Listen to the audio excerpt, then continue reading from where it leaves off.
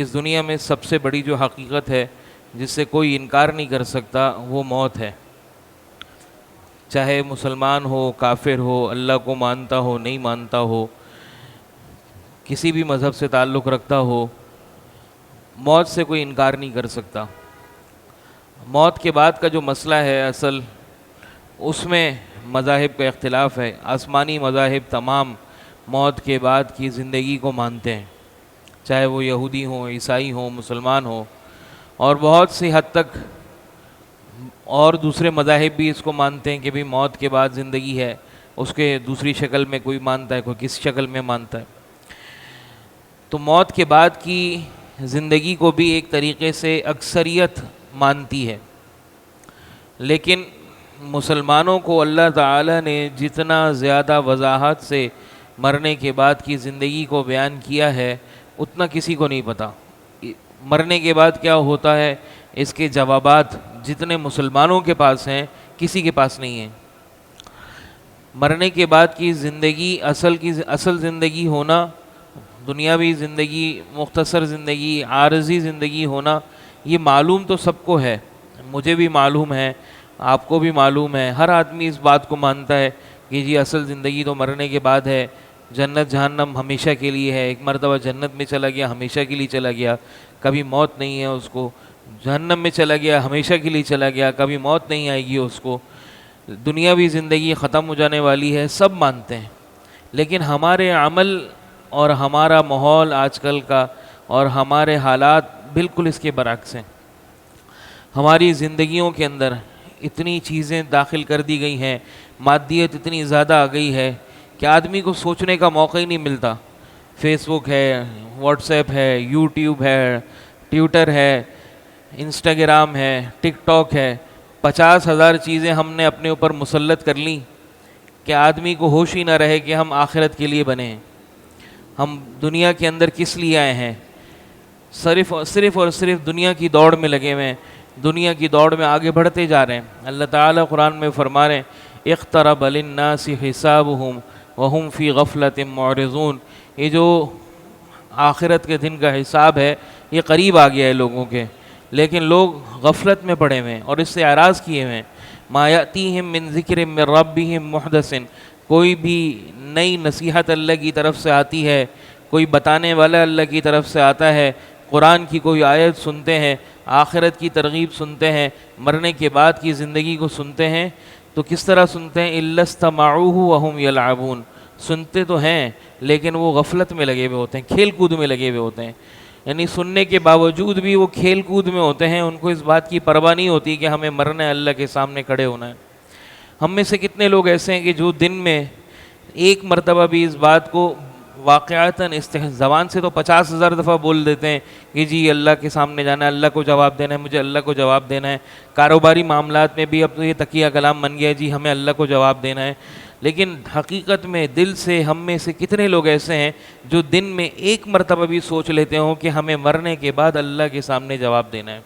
ہم جو عمل کر رہے ہیں اس کا ہمیں بدلہ ملے گا، چاہے وہ اچھا ہو یا برا ہو.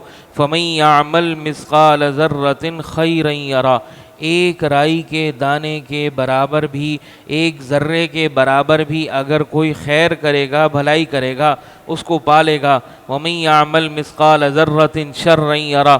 ایک دانے کے برابر بھی، ذرے کے برابر بھی اگر کوئی برائی کرے گا تو وہ اس کو بھی پالے گا، یعنی بدلہ اس کا بھی اس کو مل جائے گا.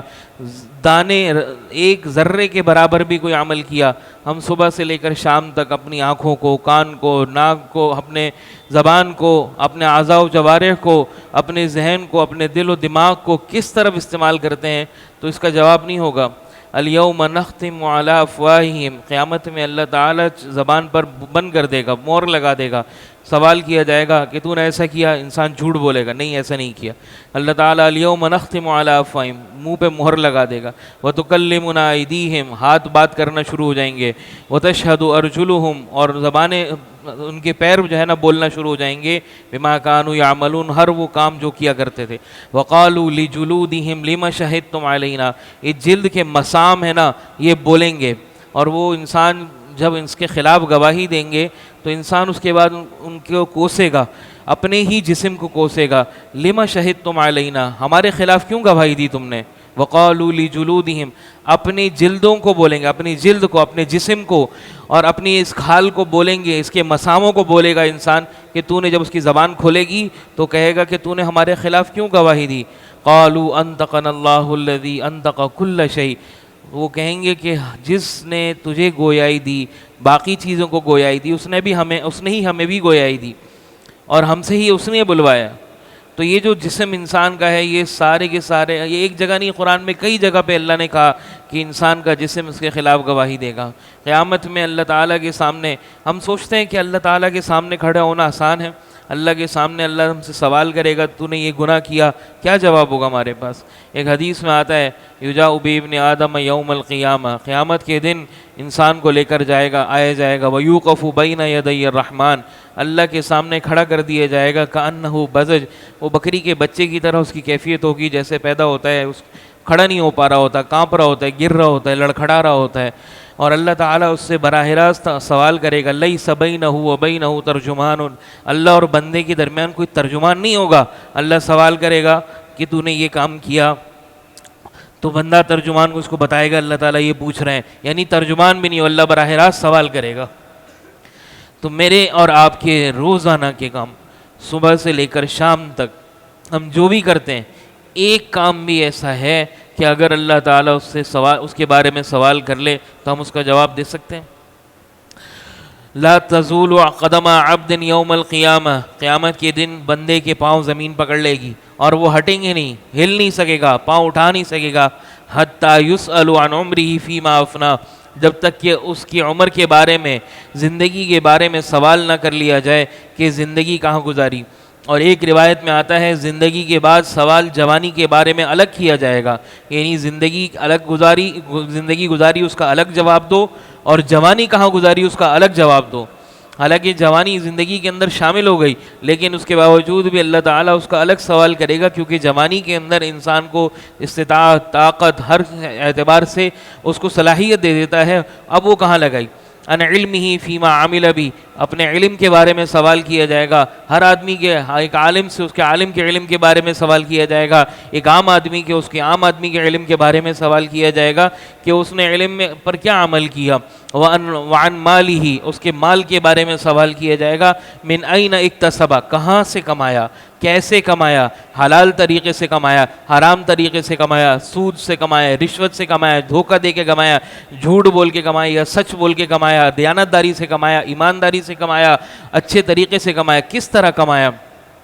صرف کمایا نہیں, وَأَيْنَ أَنفَقَ, اور کہاں خرچ کیا, یہ بھی سوال ہوگا. یہ ایک ہی سوال کے دو حصے ہیں کہ کہاں سے کمایا, مال کہاں سے کمایا, اور کہاں خرچ کیا, کس چیز میں خرچ کیا, کس مصرف میں خرچ کیا, جائز مصرف میں خرچ کیا, ناجائز مصرف میں خرچ کیا, اللہ کی فرما برداری میں خرچ کیا, اللہ کی نافرمانی میں خرچ کیا, کہاں خرچ کیا. اور اس کے بعد سوال کیا جائے گا انسان کی جسم کے حوالے سے, عن جسدہ فیما ابلا, انسان کو اللہ نے جو صحت دی ہے, جو جسم دیا ہے, یہ اللہ کی امانت ہے, اللہ نے دی ہے. میں نے آپ نے خریدا بنی ہے, آنکھیں, زبان, کان, ناک, آنکھ میں نے خریدے نہیں ہیں, یہ اللہ نے ہمیں دیے ہیں. اس کو کہاں استعمال کیا, کہاں اس جسم کو گھلا دیا, جسم سے جو کام کیے, اللہ تعالیٰ ان سب کے بارے میں ہم سے سوال کرے گا. جب تک کہ یہ سوال پورے نہ ہو جائیں تب تک انسان اپنی جگہ سے ہل بھی نہیں سکے گا.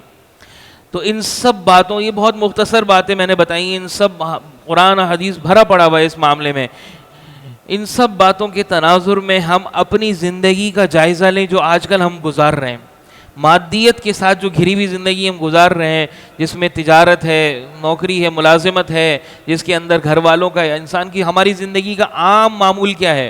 آدمی صبح اٹھتا ہے, اپنے کام پہ جاتا ہے, چاہے وہ نوکری ہو یا تجارت ہو, واپس آتا ہے شام کو, بیوی بچوں کے ساتھ گھلتا ملتا ہے, انہی کے لیے ساری سوچ و فکر ہوتی ہے. نماز, کچھ لوگ ایسے ہیں جو نماز کی پرواہ کر لیتے ہیں, اور وہ بھی ایسے ہی ہے کہ جو کہ نماز کی پرواہ کرنے والے, کہ جن کو آخرت کی فکر نہیں, بس ایک ان کو ہے کہ بھی نماز پڑھنی, فرض پورا ہو جائے, آخرت میں کیا ہوگا اس کی فکر ہمیں نہیں ہے. اس بات کی فکر کو ختم کر دیا ہمارے دماغ سے. ہمارے دل و دماغ میں اس بات کی فکر ہے ہی نہیں، کہیں کسی دور بھی نہیں ہے، لاشعور میں بھی فکر نہیں آتی کہ ہم نے اللہ کو جواب دینا ہے اپنے عمل کا. زبان کچھ بھی بول، ما یلفظ من قول الا لدیہ رقیب عتید، عمل تو دور کی بات، ایک لفظ بھی جو زبان سے نکلتا ہے اس کے بارے میں بھی اللہ سوال کرے گا. تو دن بھر ہم نے کیا کچھ بولا، کیا کچھ دیکھا، کیا کچھ سنا، کیا کچھ کیا، اس کا جواب ہم اللہ کو کیسے دیں گے؟ آخرت کی فکر، مرنے کے بعد کی فکر. القبر، حدیث میں آتا ہے اول منزلۃ من منازل الآخرہ، یہ جو قبر ہے نا بھول جاتے ہیں، ہمیں پتہ ہی نہیں ہے. یہاں تک کہ یہ حالات ہیں کہ ہم نے اپنی آنکھوں سے، میں نے اپنی آنکھوں سے دیکھا ہے کہ جنازے کے اندر ہنسی مذاق ہوتا ہے، جنازہ لے جاتے ہوئے قبرستان میں کھڑے ہوئے ہنسی مذاق ہوتا ہے. حدیث میں آپ صلی اللہ علیہ وسلم نے فرمایا کنت نہیتکم عن زیارت القبور، آپ صلی اللہ علیہ وسلم نے پہلے شروع اسلام میں منع فرما دی کہ قبروں پر مت جایا کرو. پھر آپ صلی اللہ علیہ وسلم نے بعد میں اس چیز کو منسوخ کیا. منسوخ کا مطلب کوئی حکم کو ختم کر دینا. فرمایا کنت نہیتکم عن زیارت القبور، میں نے تم لوگوں کو منع کر دیا تھا کہ قبروں پہ مت جایا کرو، قبروں پہ مت جایا کرو. پھر فرمایا فزوروہا، لیکن جایا کرو. فإنہا تذکر الموت والآخرہ، کیونکہ یہ قبر پہ جانا یہ اس لیے ہے کیونکہ اس سے تمہیں موت یاد آئے گی اور آخرت کے لیے نصیحت ہوگی. اس قبرستان میں کھڑے ہوئے، قبروں پر کھڑے ہوئے آج لوگ ہنستے ہیں. میں نے کئی مرتبہ، آپ نے بھی شاید کئی مرتبہ دیکھا ہوگا، بارہا اس بات کا تجربہ ہوا ہے کہ کندھا دینے والا آدمی بھی مسکرا رہا ہے. اس سے کسی نے کوئی کان میں بات کی، وہ اس کو ہنسی آ گئی اس بات پہ. تو یہ ہمارا حال ہو گیا ہے ہمارے معاشرے کا. اور جس کو اللہ تعالیٰ، آپ صلی اللہ علیہ وسلم، اللہ کے نبی صلی اللہ علیہ وسلم کہہ رہے ہیں یہ موت کو یاد دلانے والی چیز ہے. ایک صحابی تشریف لائے، آپ صلی اللہ علیہ وسلم، حضرت عمر رضی اللہ عنہ بیٹھے ہوئے تھے. آپ صلی اللہ علیہ وسلم کے بعد تشریف لا کے فرمایا یا رسول اللہ، سب سے زیادہ افضل، من افضل المؤمن، افضل ایمان والا کون سا ہے؟ آپ صلی اللہ علیہ وسلم فرمایا احسنهم خلقا، سب سے اچھے اخلاق والا آدمی سب سے افضل ایمان والا ہے. پھر فرمایا من اکیس ایمانا، من اکیس المؤمن، سب سے زیادہ عقل مند آدمی اور سمجھدار ایمان والا کون سا ہے؟ آپ صلی اللہ علیہ وسلم نے فرمایا وہ ایمان والا اکثرهم ذکرا للموت، جو سب سے زیادہ موت کو یاد رکھے، مرنے کے بعد کی زندگی کو یاد رکھے، مرنے کے بعد کیا ہونے والا ہے سب سے زیادہ جس کو یاد ہو، اور استعدادا لیوم الآخرہ، اور سب سے زیادہ آخرت کی دن کی تیاری کرنے والا ہو، وہ سب سے زیادہ عقل مند آدمی ہے. اور ہمارے نزدیک سب سے زیادہ عقل مند نہیں، وہ سب سے زیادہ بیوقوف آدمی ہے. ہم اس کو بیوقوف سمجھتے ہیں جو یہ بات کہتے ہیں کہ یار آخرت کی کچھ کوشش کرنی چاہیے، مرنے کے بعد کی زندگی ہے، اس کو اگر یہ کوئی ناجائز چیز ہے اس کو چھوڑ دو، یہ کرنا نہیں چاہیے، اللہ کا حکم، اللہ کی نافرمانی ہے، اس کو نہ کرو. کتنا بے وقوف آدمی ہے ہمارے نزدیک. اور اللہ کے نبی صلی اللہ علیہ وسلم کے نزدیک سب سے عقل مند آدمی ہے جو آخرت کے لیے سوچ کو فکر رکھے کہ مرنے کے بعد اللہ کا سامنا ہونا ہے، اللہ کے سامنے کھڑے ہونا ہے، اللہ کو جواب دینا ہے. میں اور آپ اپنے بچوں کو کتنی مرتبہ دن میں یہ بتاتے ہیں کہ اللہ کے سامنے جواب دینا ہے، یہ کام نہیں کرو.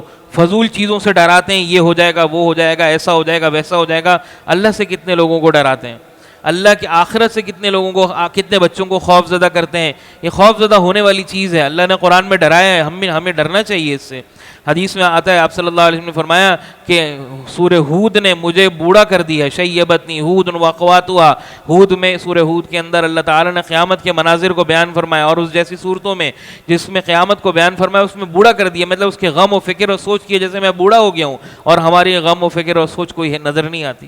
اللہ تعالی ہم سب کو عمل کی توفیق عطا فرمائے، آخرت کی فکر عطا فرمائے کہ مرنے کے بعد زندگی ہے، اسی میں اصل جینا ہے. یہ زندگی عارضی ہے، جو بھی عمل اس دنیا میں کریں گے اس کا اثر آخرت کی زندگی پر ہوگا، اچھا ہو یا برا ہو. اللہ تعالی ہم سب کو عمل کی توفیق عطا فرمائے. وآخر دعوانا ان الحمد للہ رب العالمین.